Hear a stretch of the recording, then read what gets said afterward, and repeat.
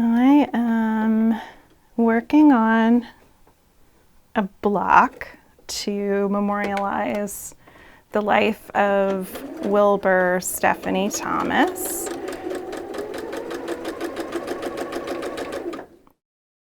Stephanie was a transgender woman from Washington, D.C., and she was murdered back in 2002 with her best friend, who was also a transgender woman. I'm sewing a broken heart, like a best friend locket that you might have seen in the 80s. I really love just playing with fabric and color.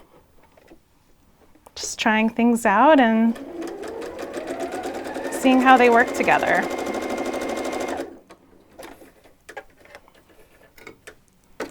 My name is Cassandra McKee, and I am co-chair of the DC Modern Quilt Guild Social Justice Committee.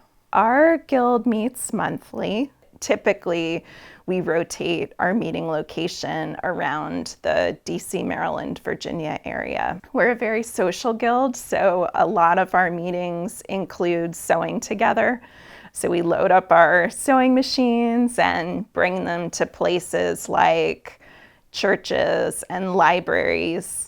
We often meet at the Georgetown Library and take one of their meeting rooms, and we sew together.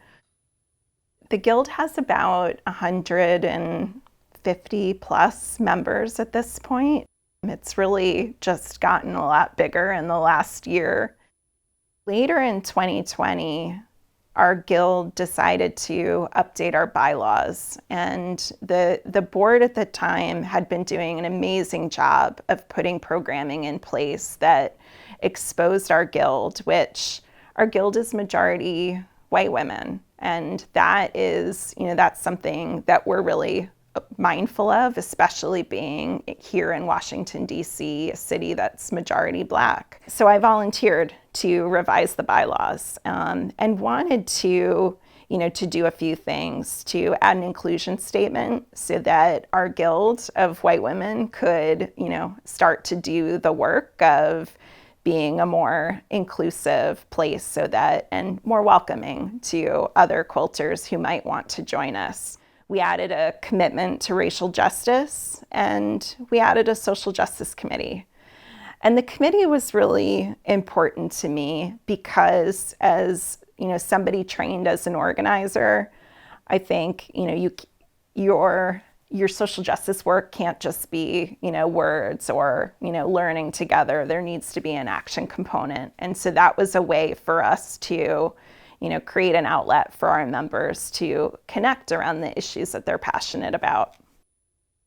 The Social Justice Committee started in January 2021. I realized that it would be a way to launch Wrapped in Love for Justice, which I had developed the idea almost a year before and hadn't done anything with it. The more I thought about it and the more I talked to friends and colleagues about the idea, I could see that it was resonating, and that this notion that in doing social justice work, it can be incredibly grueling, and my peers and our country needed healing, and quilts at the end of the day are about love and are about healing. The Wrapped in Love for Justice project is about making quilts for social justice movement organizers and leaders. It's about appreciating the contributions of people who do this work, often behind the scenes of movements, and literally wrapping them in the love and healing of a quilt. I'm Heather Booth. I've been an organizer for social change, democracy, and justice for all for well over 50 years. I met Cassandra McKee about 20 years ago when she was working for U.S. Action, and I was in the leadership of the organization. A few months ago, Cassandra called me, and we hadn't been in touch very frequently, so it was a wonderful to get her call. And she said that she had become active in this quilting guild, and would it be okay if they made a quilt for me? And I was so stunned. I said, of course, yes, I'd be so flattered. Heather is a longtime friend and mentor of mine. She's an organizer. She started the Midwest Academy, which is a training school for grassroots organizers working at the intersection of issue campaigns and civic engagement. She's a civil rights activist and leader who was involved in the movement in the 60s and into the 70s. She was a student organizer, and she founded Jane, the underground network designed to give women access to abortion and health services in the time before Roe v. Wade. Heather lives and works here in Washington, D.C., and she's an institution. So many people have been touched and inspired by her work. A few weeks ago, Cassandra called and said they had finished the quilt, and about 20 women had worked on it. And then on Valentine's Day, 4 women came over. Cassandra, who led the team, and Cara, and Arthi, and Stephanie, who I knew from the Carol Mosley Braun campaign. And to see her again was just stunning. It was like a reconnection. And it was a wonderful afternoon with them, where they wrapped me in love for justice. Here's some more, and here's some stories. Oh my goodness. Do you want to know, these are my favorite colors. I know. Oh. How did you know? It's like what's the most perfect thing you could give to make me feel wonderful? Oh, where can we? God. Stand up so you can see it. I've never received something more wonderful or touching than this quilt.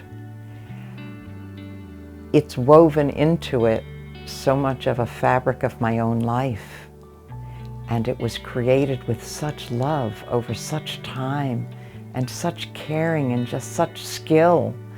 And it's so beautiful.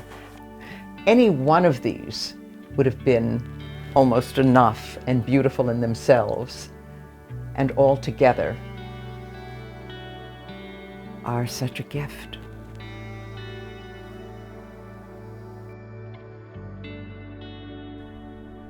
It was wonderful that the Quilt Guild, which had initially been women who came together out of their love for quilting, the love for the craft, the love for spending time together in a social setting, would actually move to find a way to use their quilting to advance the values they all shared about making this a better world. And so they added on this social justice commitment. They've certainly touched my life, and I hope we spread the message to let people know there can be a lifelong commitment to social justice. We can make this a better world if we organize and act together. And the Quilting Guild was able to do that.